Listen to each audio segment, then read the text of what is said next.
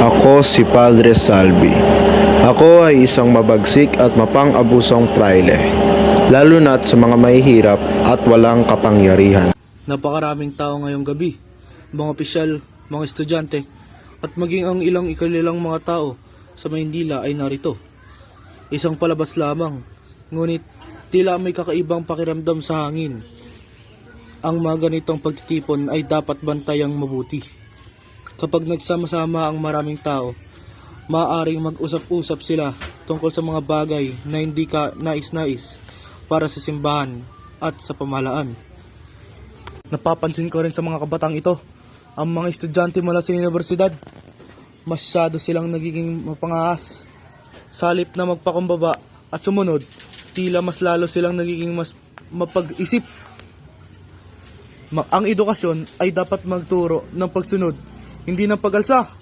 Ay, isang simpleng dula lamang ang palabas na ito.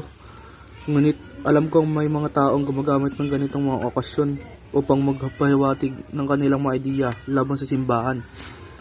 At ang mga indiyo na ito, mabilis silang matuto kapag may nagturo sa kanila ng paghamon sa otoridad. Hindi dapat mangyari yon. Bilang Arsobispo ng Maynila, tungkulin kong tiyakin na ang kapangyarihan ng simbahan ay nananatiling matatag. Kung kinakailangan, gagamitin natin ang aming impluwensya upang patahimikin ang mga taong nagbabalak maghasik ng kaguluhan. Sapagkat kapag nawala ang takot at paggalang ng mga tao sa simbahan, maaaring magbago ang lahat. At iyon ay hindi ko hayaang mangyari.